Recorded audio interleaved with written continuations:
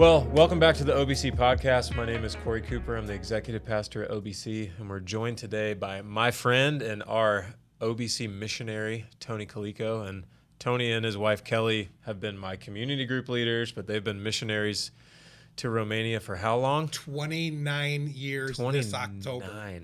Yes, sir. 29 years. Yeah.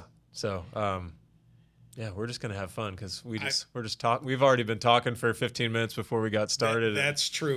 I love this. So, the purpose today is really to talk about what God has done in your life, but really just in the last year in Romania specifically, and how we can be praying, but really how people can get to know. Like, there's probably people shake your hand on a Sunday morning who really don't know, and so this is to help them know more. And I'm just excited because there's a lot of good things. Yeah, God's doing some really good things. And, I always want to go on the record and say it started right here at Orlando Baptist Church. And the room that we're sitting in, I dropped my kids off when they were infants. Yeah. So, we're talking Yeah, this used to be a nursery.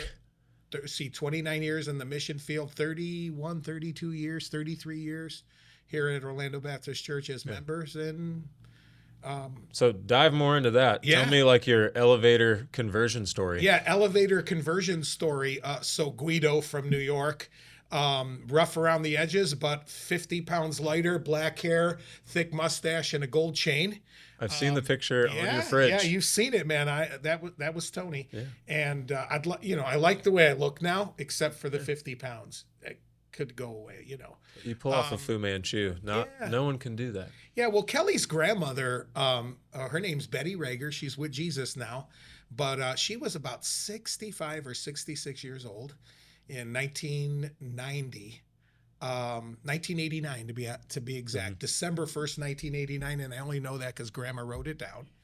Mm-hmm. She came to Utica, New York, where we were living, where we were going to get married, just to meet the family before the wedding a couple of months. And she said, "Do you know you're going to heaven when you die?" I said, "No." She says, "Do you want to know?" I said, "Yeah." She opened up her Bible, Romans Road, like a good Baptist. I prayed that day to receive Christ. My life has been changed ever since.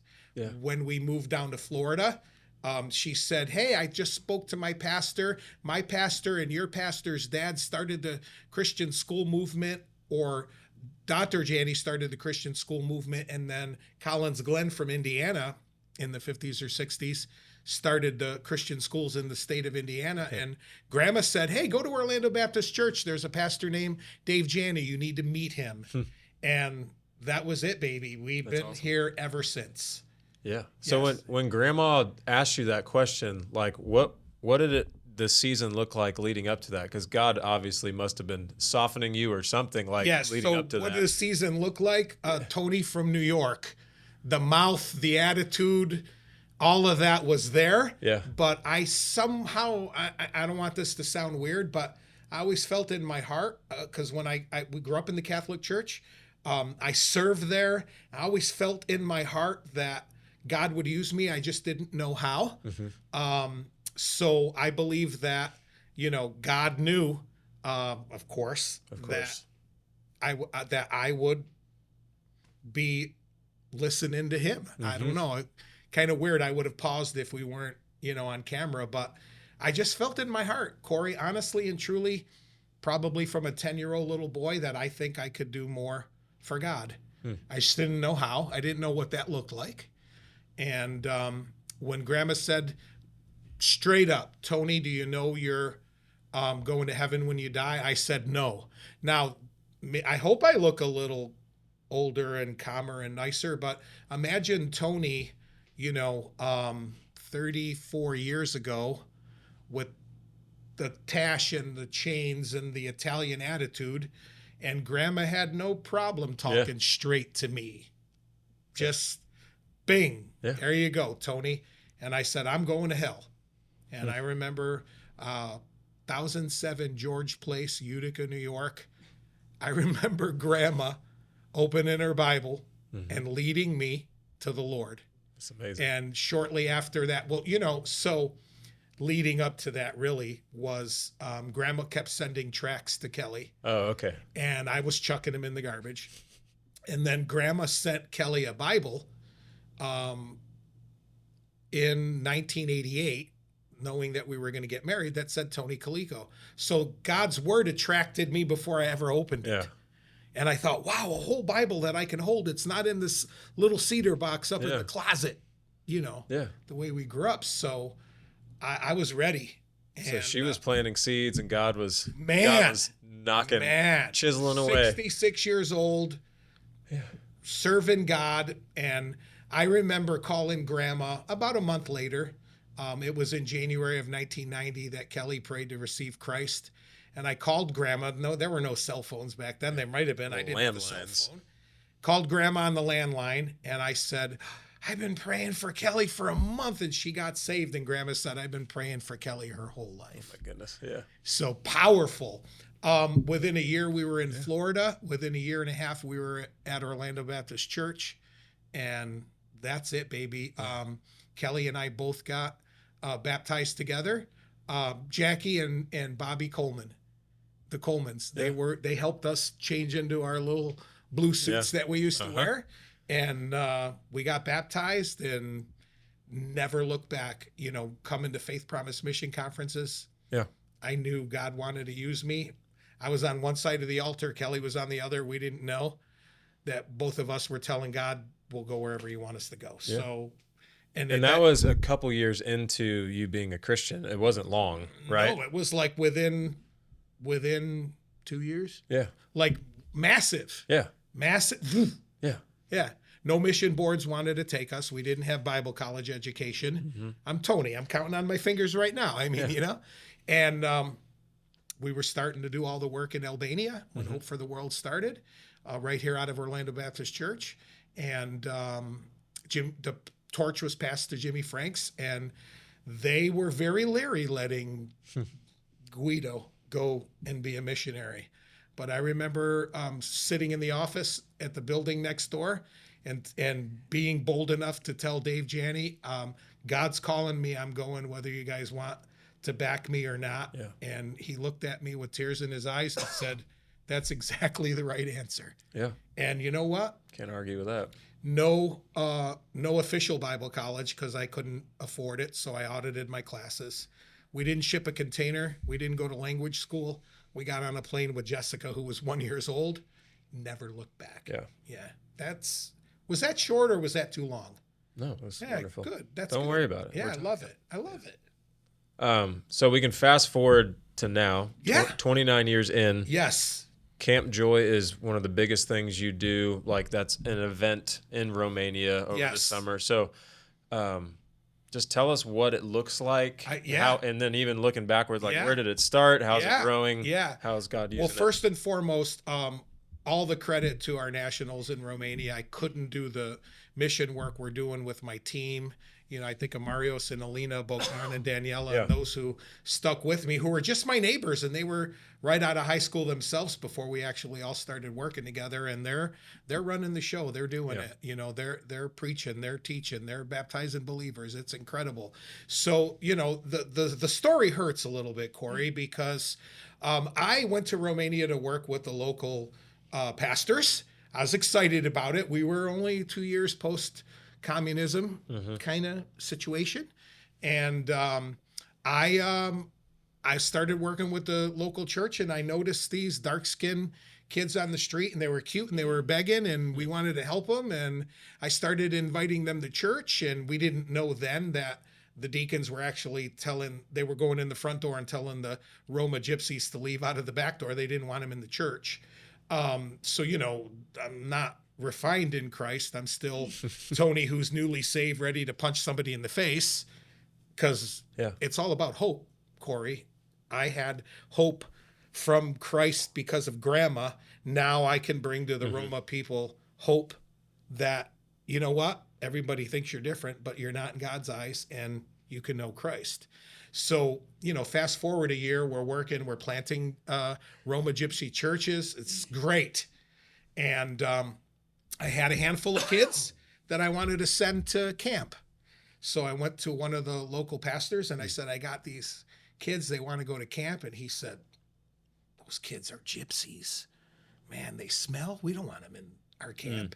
I mean, my first reaction is, hey, I can't find a car big enough in Romania with a trunk to haul your body away.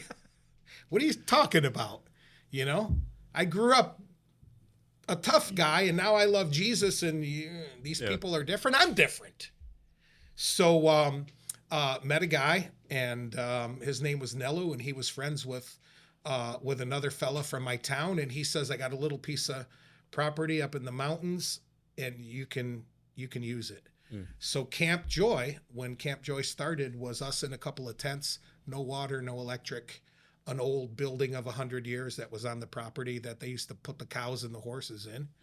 And that's how Camp Joy started. So it's out of necessity of you just wanting to minister to kids in your neighborhood, and there wasn't a way to do it. There wasn't a way to do it because the folks, I'm going to be as kind as I can. They didn't want the gypsies around, even though they were believers. Yeah, they didn't want them. Yeah. So we started Camp Joy. Yeah. That's how Camp Joy started, right in that place, and it grew. We built buildings. We ran power through the forest. We tapped into water. I guess if I could bottle it, I could fund everybody's ministry. There you go. With bottled water, right? Romanian water. Romanian bottled water from mountain water. Yes, from Negrain, Romania, which is awesome. But as we started to grow, we were bringing 500, 600 kids from 2 or 3 counties that would be considered states in Romania. Yeah. And we were renting all the vans in town. A couple of times we had a bus. The kids from Aradia would come on a train and they would walk up into the mountain. And the young people from the local churches would all come up to the mountain 5-6 weeks in a row. We started camp on Monday. The kids left on Saturday morning. We cleaned up. We got everything together. Everybody walked down to the village church. And then Monday morning, we had another bunch of kids coming. So it's a different group every time. Different group every single time. One of the kids said to my daughter, how does that hot water come out of the wall? And it was our shower building because they didn't have basic utilities. So with that, we were given shoes and clothes, and the kids would leave with stuff, and they were treated like everybody else. Fast forward to Romania being part of the European Union. Now, our facilities were better then than most government facilities. So the EU had certain regulations and rules, and we couldn't bring all of our property up to their standards, which are kind of ridiculous, like any. Everybody's got crazy rules and laws. So we decided, I'm not going to give up doing Camp Joy. So we would receive about 100 people a year that would come to serve. And we started going into the village, bringing the same program, which is the gospel and coloring and all kinds of cool things that we were able to do. The property sat now for over 10 years.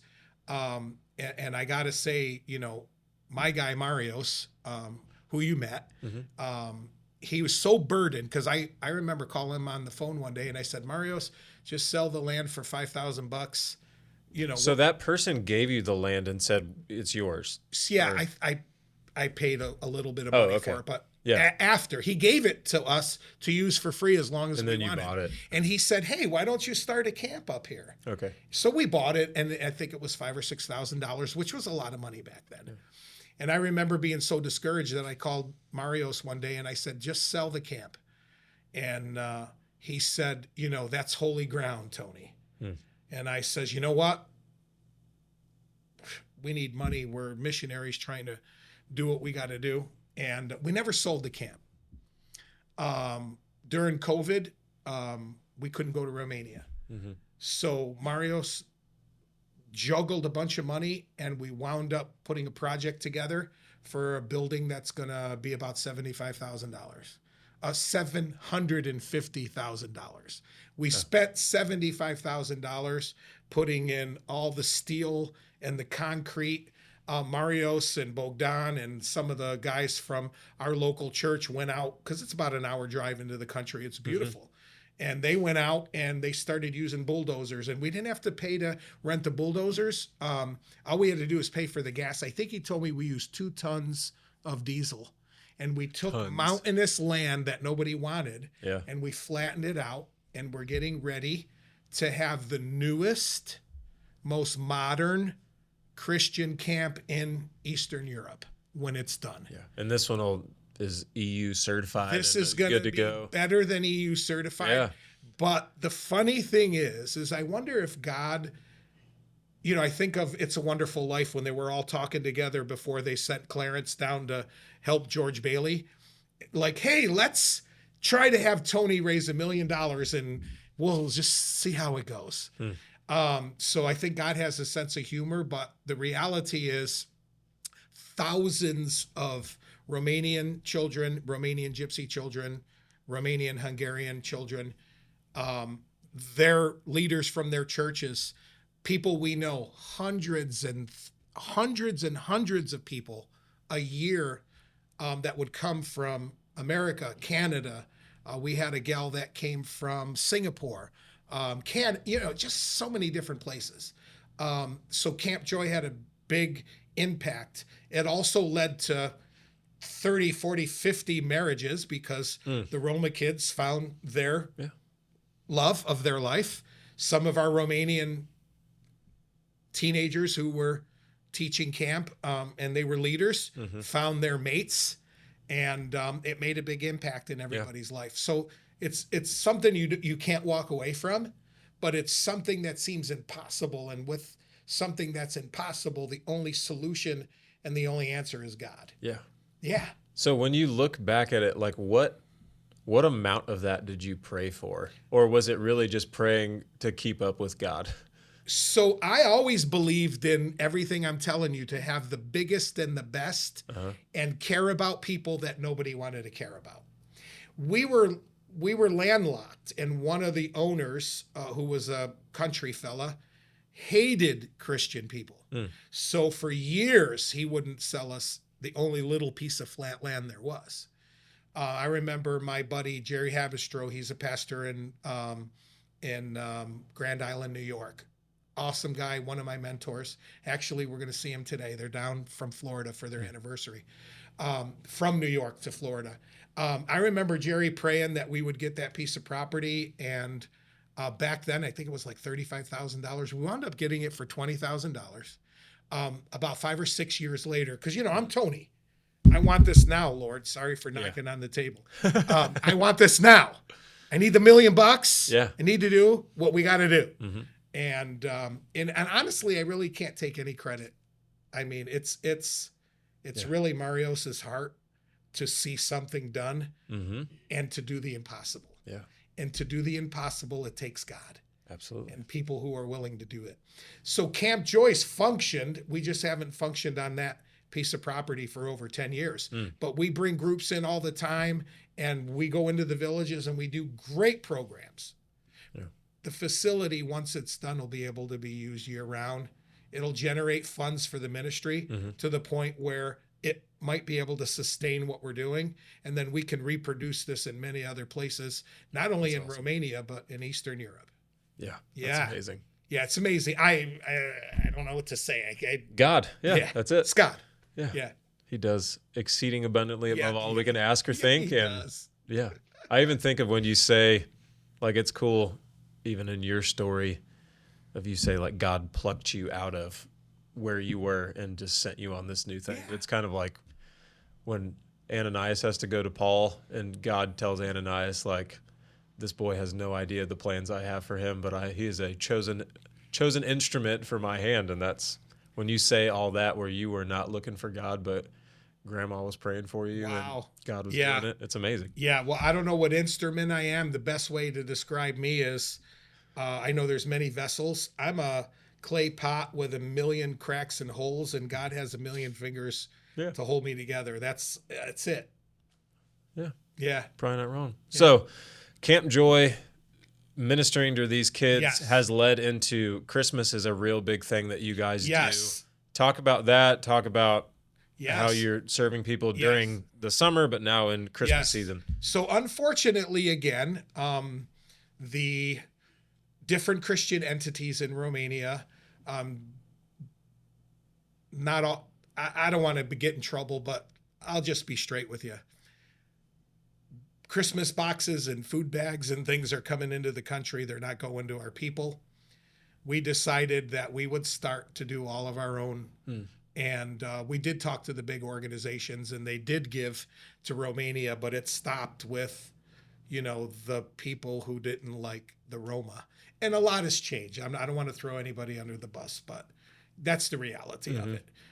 So we started to do Christmas food bags and Christmas boxes, and we would actually go out. We would do it from Christmas till New Year's.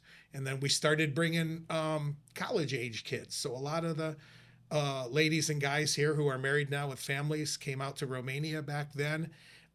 We would drive down to Bucharest with Romeo, who I used to rent vans from, who became my friend and actually ran for mayor of our town. I think he's going to run again. Plug for Romeo. Yeah. Sabo for mayor. We don't even know the town names, but that's okay. Sylvania. Yeah. No, we have a good mayor now, and we're pleased. But Romeo, I just started renting vehicles from him. Him and Marios would jump in the van, drive down to Bucharest. With a few $1,000s, we would buy jackets and we would buy boots and shoes. Got some fireworks for January 1st as well. For the fun. For New Year's Eve. I'm sorry, December 31st. And we started to just do Christmas blessings for people. And that actually turned into, so we only do 2 asks a year. We ask for help at Christmas time for our bags, and we ask for help for Camp Joy. In between, there's some projects and things like that we're trying to do and get built. But that's how that started, and it's turned into a wonderful thing when you can bring oil and flour and sugar and coffee and pasta and rice and things that people need. Some of our budgets allowed the vans to go out with, 100-pound bags of potatoes. And 100-pound bag of potatoes might sound funny here in America, but it's going to get you through the winter. And that turned into all kinds of different things. I've always thought this. You can't tell people about Jesus if you don't believe in Jesus. And once you tell people about Jesus and they need a pair of shoes, you got to get them a pair of shoes. And after you give them the pair of shoes, you got to show them how to get the shoes and the things they need for the rest of their life. And we've been blessed to see our people being able to go out into Europe and work and be able to provide for their families. So what started here at Orlando Baptist Church in a Faith Promise Missions Conference has impacted tens of thousands of people in countries all over the world. In my case, in Eastern Europe. And even the guys that are going to probably see this podcast are going to realize, or maybe they didn't know the whole story, but they're going to realize the impact that they now have to not only go to their own people, but to get the gospel message out everywhere they're going. And see everything we're doing, every program we have, every building we build, everything that we do has to revolve around the gospel. So it has to be the gospel. So it's the gospel first, then it's meeting human needs. So clean water, good food, sanitation, all of those things that are very, very important. So it's really a huge effort. And I sometimes look in the mirror and think, why me? Who am I? We have a saying in Romania when Moses was at the burning bush, he said to God, Cine sunt eu? Who am I? And I think that's how I feel all the time. Who am I? That's what God uses. And I love that the 2 biggest things that God had planned through you were just out of necessity of what Jesus said is love God and love people. And opportunities to do that. So that makes it seem less scary, I guess. So, but what would you say to somebody who feels like they're being called to missions? Because we need more missionaries, right? In Romania and just everywhere. So I love this question because, can I be honest with you? I don't know that I was ever called. There was a need. It needed to be met. I went in every open door.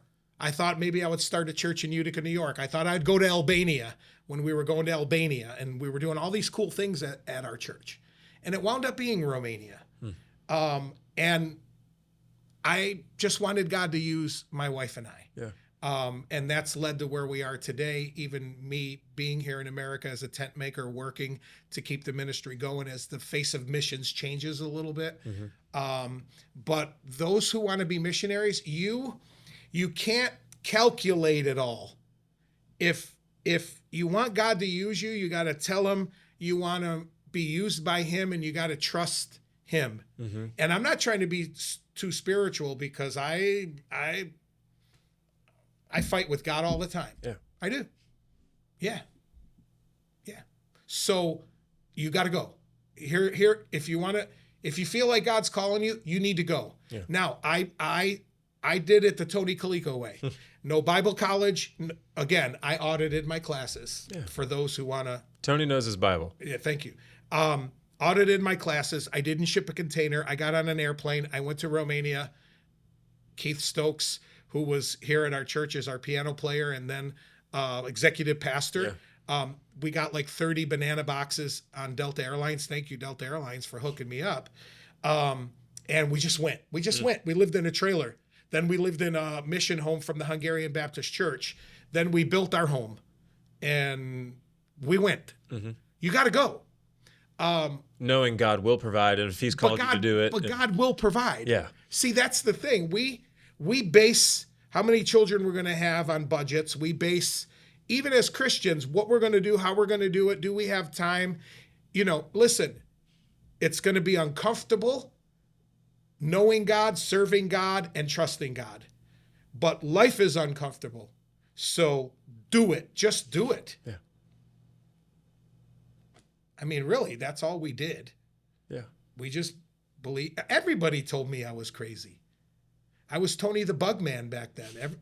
People wanted to know, who's going to do my bugs if you go to Romania? Forget the fact that I'm going to preach the gospel in a post-communist society where the Securitate were listening to me and following me around.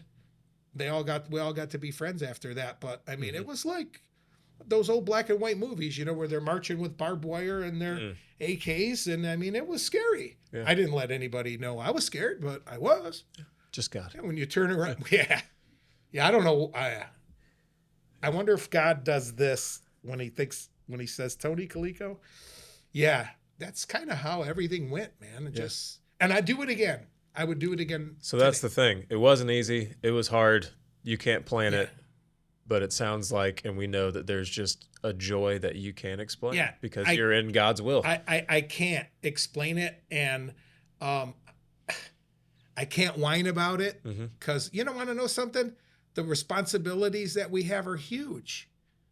Our team in Romania is sacrificing because they could make more money working other jobs now that Romania has now a middle class, and everybody's sacrificing to keep the gospel going. Yeah. Yeah. So, I mean, do you trust God or do you not trust God? Yeah. That's really what it boils down to. Cool. We can't try to figure out God, man. It says right there in the Bible, we're not going to be able to do that. So you love what you do and you want to do it. So what's the future look like? Specifically, what are you praying for in 2024 and beyond? Yes. So in 2024, we have a couple of little projects we'd like to finish up. We've got some village churches that we've been working in for years that we'd like to build a physical building. Those are projects a whole lot smaller than $1 million. Well, $750,000 is what we need, and we need it $250,000 at a time. Not about money. It could be $100 billion. If God wants us to have it, we'll have it, and we'll do what we got to do. So, moving forward, what was that? Just what are we praying for? I know you even were talking before we started. You said you're at the beginning of the third quarter of this football game of life. And so what does it look like on the second half? So for us at I'm going to say our late 50s, so 58, 59. Just getting started. Yeah, we're just getting started. I don't even know what retirement is. I'm just going to keep going. I work while I'm in America. I work to provide to keep our ministry going. It was a hard thing to do, but my faith can't be in the churches that promised to support us that didn't.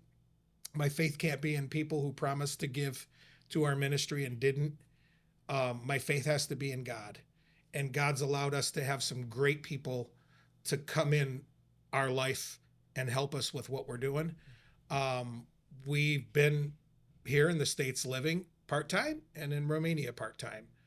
I would love to be back in Romania full-time. I'd love to be able to finish the projects that we started. And I would love to, as we work with our third generation of our Romanian Roma cool. people, I would love to speak into them and just let them know, God's going to bless you and take care of you. He might not call you to a foreign mission field. And if he doesn't, your responsibility is the same as mine to get the word of God out and to be able to bring hope to people. So in a perfect world, if we had the funding we needed, I'd get on a plane. I'd have you drop me off at the airport right now after we pick up Kelly, and I would go back to Romania. Yeah. Just like that.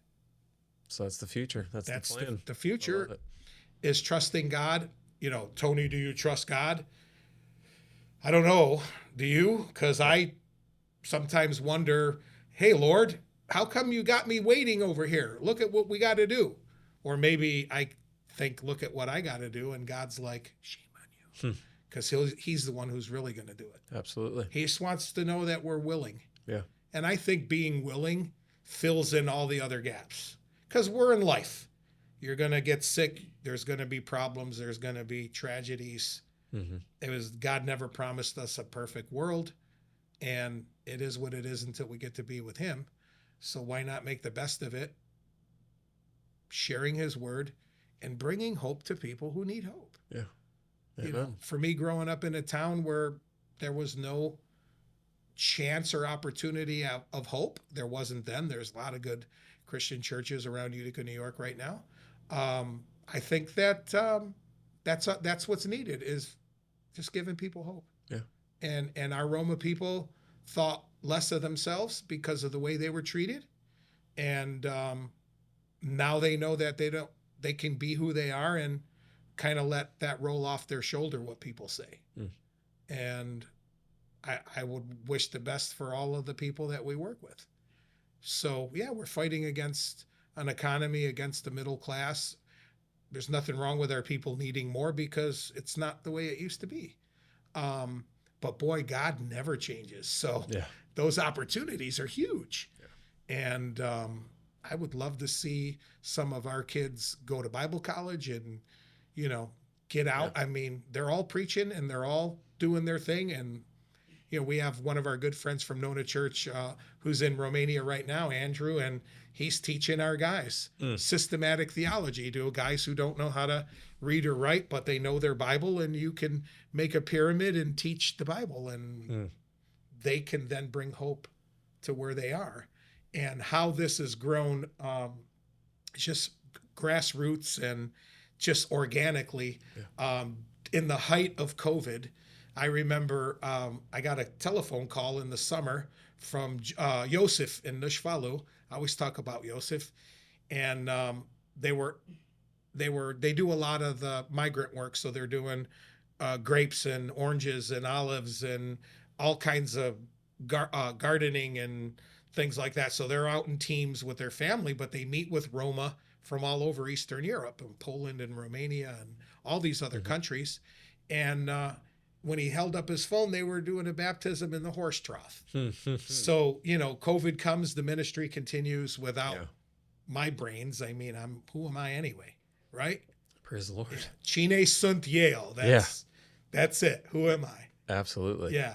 That's amazing. So, what I'm sharing, Corey, is no different than if I didn't get called to Romania. My responsibility You're a minister of reconciliation would be the same as everybody else's. So whoever's going to click on this is going to realize, I could be doing something. Yeah. And, there's so much to do with Freeway and all the things that God's allowing us to do. There's no reason to just come on Sunday morning and bust out. I mean, everybody's got something that they can do. Amen. Yeah. and bring hope, right? Yeah. We're just 'Cause sharing. Yes, we're telling people what we saw in our life, what Jesus did in our life. Yeah. And it's not easy. Yeah. No, and the ministry is not easy, and having to trust God is not easy. Yeah. I could say now, oh, look at all God done. Yeah. But I didn't feel that way. I felt the way I do. Well, because even looking forward, you're like, oh, I'm nervous about how this is going to happen. Where are the days where I only needed to raise, $1,000, Yeah. Now it's just $750. No big deal. God's got it all. God does have it all. So last fun question. What's like your favorite missionary biography book you've read that just encourages you maybe when you didn't want to keep going, just a faithful person who kept going? Yeah, so I remember reading a book called Borden of Yale, and this young man was part of the Borden family up north, I think cheese, milk, millionaires. And the milk Borden. The milk Borden. With the cow face. If I remember correctly, because this was one of the books that I read as I was getting ready to go to the mission field, and that was 29 years ago, and I have to walk back in a room right now to remember what, but I remember reading that book, and I remember the sacrifices that were being made, and that just stood out to me. And then looking back at, the history of missionaries and missions and things that people read or did was pretty incredible. Absolutely. Yeah. That's good. Yeah. All right. Well, thank you for sharing with us. How can people find out more about Romania? Maybe point them to your website. Yeah, so the cool thing, and forgive me for not knowing all the little tags, but we have Google, we have Instagram and Facebook. We just started, and we have our website, which is Hope, HOPE, 4 Romania.org. People can kind of see what's going on. Cool. I don't have a web budget, so it's Tony and Wix and my good friend Rachel Bolts at Bolts Media, who's helping us out of the kindness of her heart and believes in what we're doing. Yeah. So there's some things that are out there. It's never been about me. It's the Collicco family, and even more now, it's the Pope family, it's the Belov family, it's our people in Romania who are doing this and making it happen, and it just grows. And it would be nice for people to see what we're doing, and really just pray for us. Yeah. It's not about the money, it's about the prayer, and it's about who God asks to give that money, or to give their talent, or to give their service, to come over to Romania and just see what's going on, and move forward. Absolutely. Right. I remember Dr. Curtis Hudson used to say, moving parts cause friction.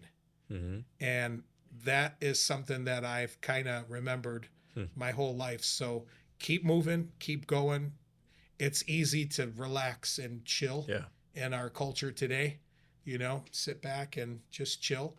But if somebody's hearing this that wants to do something, we got all kinds of cool things they can do. That's awesome. Yeah. And I thank Orlando Baptist Church for standing behind us, and all the people, including your mom, Corey Cooper. Your mom, Lisa, is one of my best friends, one of my best missionary friends, somebody who knows the way it goes, and the level of faith we have to be at. So, one of those people who you don't really have to explain how you're feeling. They just know. Yeah. You just got to keep going. Yeah.